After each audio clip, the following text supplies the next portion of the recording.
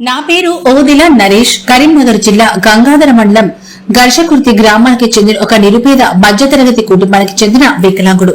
నేను మా తల్లిదండ్రులు వృద్ధ దంపతులు. నేను పని చేసుకోలేకపోతున్నాను. చాలాసార్లు మా కుటుంబం రోడ్డు పాలైంది. అందరికీ తెలిసిన విషయమే. మాలాంటి వికలాంగులను ప్రభుత్వం స్పందించాలి. నేను పుట్టుకతోనే వికలాంగులను నేను ఏ పాపం చేయలేదు. అయినా మానవతా దృక్పథంతో ముందుకు పోతున్నాను. నేను డిగ్రీ ఐటీఐ వరకు చదువుకున్నా. కాబట్టి మాలాంటి వికలాంగులకు ప్రభుత్వం ఆదుకోవాలని, గుర్తించాలని, అలాగే తెలంగాణ ప్రభుత్వం అంటేనే ప్రజాపాలన ప్రభుత్వంలో మాకు లాంటి వికలాంగుల్లో పట్టించుకోవాలి. మేమిచ్చిన దరఖాస్తులను పరిశీలించి మాకు ఉపాధి ఉద్యోగం కల్పించాలి. ఇప్పటికైనా మాలాంటి వికలాంగులు ప్రభుత్వం చిన్నచూపు చూడకుండా మమ్మల్ని ఆదుకోవాలని, మాకు ఉద్యోగ అవకాశాలు కల్పించాలని, వికలాంగులైన మేము ఓట్లేసి ప్రభుత్వాన్ని గెలిపించుకుంటాం. కాబట్టి వికలాంగులను ప్రభుత్వం పట్టించుకోవాలి. తెలంగాణ ప్రభుత్వం ముఖ్యమంత్రి, ఉప ముఖ్యమంత్రి, మంత్రులు, ఎమ్మెల్యేలు, ఎమ్మెల్సీలు మాలాంటి వికలాంగులను గుర్తించి ఏదైనా చిన్నపాటి ఉద్యోగం కల్పిస్తే మా కుటుంబం బాగుపడుతుందని, మాలాంటి వికలాంగులు కూడా కాంట్రాక్ట్ బేసిక్ మీద ఉద్యోగం ఇస్తే మా కుటుంబాన్ని పోషించుకుంటామని, పెళ్లిళ్లు చేసుకుని కుటుంబంతో సంతోషంగా ఉంటామని తెలంగాణ ప్రభుత్వానికి శిరస్సు వంచి నమస్కారం చేస్తున్నాను. తక్షణమే మాలాంటి వికలాంగులను ఆదుకోవాలని మనస్ఫూర్తిగా కోరుకుంటున్నాను.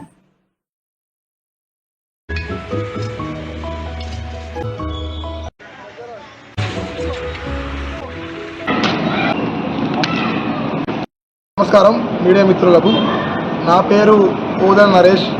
మాది కరీంనగర్ జిల్లా గంగాధర మండలం ఘర్షకుర్తి గ్రామానికి చెందిన ఒక నిరుపేద మధ్యతరగతి కుటుంబానికి చెందిన వికలాంగుడు నేను. మా తల్లిదండ్రులు వృద్ధులు. ఏం పని చేసుకోలేకపోతున్నారు. చాలాసార్లు మా కుటుంబం రోడ్డు పాలు అయిపోయింది. అది అందరికీ తెలిసిన విషయమే. కానీ మాలాంటి వికలాంగులను ప్రభుత్వం స్పందించాలి. నేను పుట్టడమే వికలాంగుణ్ణి. నేను ఏం పాపం చేయలేదు. అయినా మానవత దృక్పథంతో నేను ముందుకు పోతున్నాను. నేను డిగ్రీ ఐటీఐ వరకు చదువుకున్నాను. కాబట్టి ప్రభుత్వం మాలాంటి వికలాంగులను పట్టించుకోవాలి. మాలాంటి వికలాంగులను గుర్తించాలని నేను ఇక్కడ టీవీ ముఖంగా కోరుకుంటున్నాను. నేను తెలంగాణ ప్రభుత్వం అంటేనే ప్రజాపాలన ప్రభుత్వం. ప్రజాపాలన ప్రభుత్వంలో మాలాంటి వికలాంగులను పట్టించుకోవాలి. మేము ఇచ్చిన దరఖాస్తులను ఆ చెత్తకుండీలో మానేస్తున్నారు. కానీ మాలాంటి వికలాంగులను చూసి మమ్మల్ని ఆదుకోవాలి. ఆ దరఖాస్తులన్నీ ఎక్కడికి పోతున్నాయి? మేము అడిగేది దయచేసి ప్రభుత్వానికి ఉపాధి ఉద్యోగం. కానీ ఆ దరఖాస్తులన్నీ తీసి పక్కకు వారేస్తున్నారు. ఆ దరఖాస్తులను ఖచ్చితంగా పట్టించుకుంటే 2 నిమిషాలు పని కాదు. కానీ మాలాంటి వికలాంగులను దయచేసి ప్రభుత్వం చిన్న చూపు చూడొద్దని చెప్పి నేను కోరుకుంటున్నాను. దయచేసి విన్నవించుకుంటున్నాను. మాలాంటి వికలాంగులను దరఖాస్తులు వస్తే దయచేసి ఆ దరఖాస్తు ఎందుకు వచ్చింది, ఆ దరఖాస్తు ఏం ప్రాబ్లం ఉంది, దాని పరిష్కారం ఏందన్నది ఖచ్చితంగా 2 నిమిషాలు శ్రద్ధ వహిస్తే మాలాంటి వికలాంగులు ఎంతోమంది బాగుపడతారు. మాలాంటి వికలాంగులు ఎంతోమంది చిరు ఉద్యోగాలు చేసుకుంటూ బతుకుతారు. మాలాంటి వికలాంగులు మేము ఓట్లేయలేదు ప్రభుత్వానికి మేము కూడా ఓట్లేసినాం. మేము కూడా ప్రభుత్వాన్ని గెలిపించుకున్నాం. కానీ మాలాంటి వికలాంగులను దయచేసి ప్రభుత్వం పట్టించుకోవాలని నేను అనుకుంటున్నాను.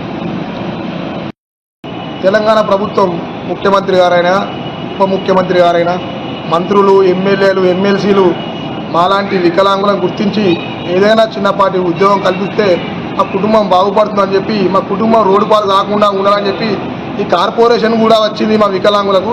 ఆ కార్పొరేషన్ చైర్మన్ కూడా మాలాంటి వికలాంగులను గుర్తించాలి. మాలాంటి వికలాంగుల సమస్యలు పరిష్కరిస్తేనే మాది బాగుంటుంది. లేకుండా మా కుటుంబాలు రోడ్డు పాలవుతాయి. కాబట్టి నేను కూడా వికలాంగుని, ఏం పని చేసుకోలేకపోతున్నాను. నాకు కూడా ఉపాధి లేదు.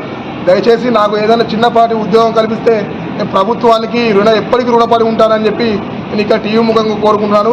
ఆల్రెడీ ముఖ్యమంత్రి గారు కూడా ఒక అమ్మాయికి, రజనీ అనే అమ్మాయికి ఏదో కాంట్రాక్ట్ బేసిక్ జాబ్ ఇచ్చారు. మాలాంటి వికలాంగులకు కూడా ఏదో కాంట్రాక్ట్ బేసిక్ ఇస్తే మా కుటుంబాన్ని పోషించుకుంటాం. మాకు పెళ్లి కాలేదు, మేము పెళ్లి చేసుకుంటాం, మా కుటుంబంతో హ్యాపీగా ఉంటాం, ఆ కుటుంబాన్ని జీవించుకుంటామని చెప్పి నేను ఇక్కడ టీవీ ముఖంగా కోరుకుంటున్నాను. మాలాంటి వికలాంగులను స్పందించాలి. తెలంగాణ ప్రభుత్వానికి నేను శిరస్సు వంచి నమస్కారం చేస్తున్నాను. తక్షణమే మాలాంటి వికలాంగులను ఆదుకోవాలని చెప్పి నేను ఇక్కడ టీవీ ముఖంగా మనస్ఫూర్తిగా కోరుకుంటున్నాను.